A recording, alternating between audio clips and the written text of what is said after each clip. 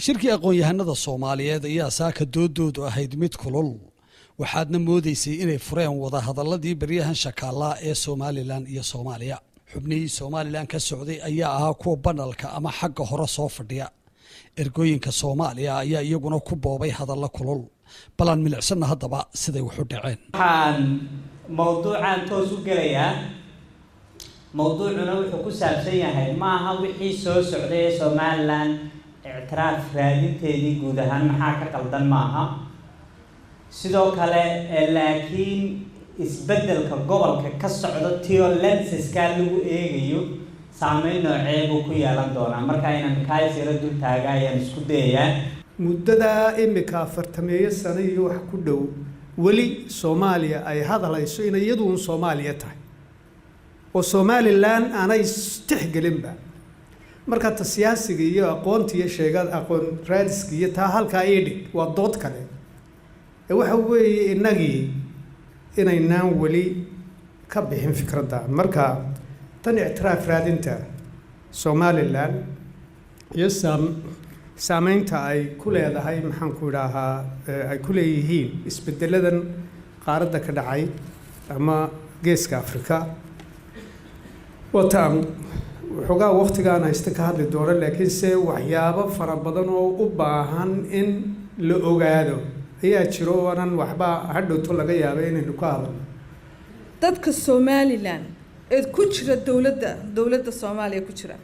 awood ay leeyihiin oo ay wax u qaban karaan dad reer Somaliland ma jirto maxaa u dambeeyay meed kaalasi sida u dambeeyay waxa jirtay dekadii berbere DP World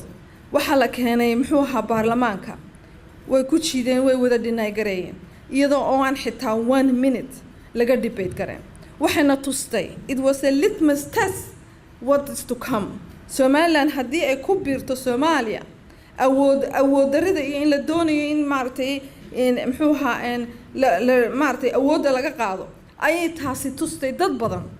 waayo haddii aad iyaga oo wax dhaqaale ahaan Somaliland faa'iido u aragto iyadoo laga debate gareen يا إن سدا 5 دقيقة مارتي لقوا باسكرين لتشوشيو لا أو وليبا similarly تي بوساسيو تي كسمايو تانا هالي لقي هاي لكن أنا أدو حنصارة سوماليلاند وحنا الربا الماديرة إلى قاطان إلى فيرسان محا إذن كساريا سؤاشا أديرك بلحوا مساريا ولا شيء نوار ربا إنك جوابته أو برلمان واحد كل هذه اللباتن يسدد كوي طبعاً يسجل أفرتن يشان حلوان بتكلدين. الفدرال الصومالية. مركل فيريانا وحكوجرو أفرت يشان تاسدات الله هاي كريم كي برلمان كوا. very good example. وحكم الفوزيو. أقول هنا دي بيهين نوع والبي متقن وشغين كران. سومالا وحالات الشنية أفرتن MP. تعصب حق دراء. وحنو أدو أنا قن عندنا كوجفين ساوث ويست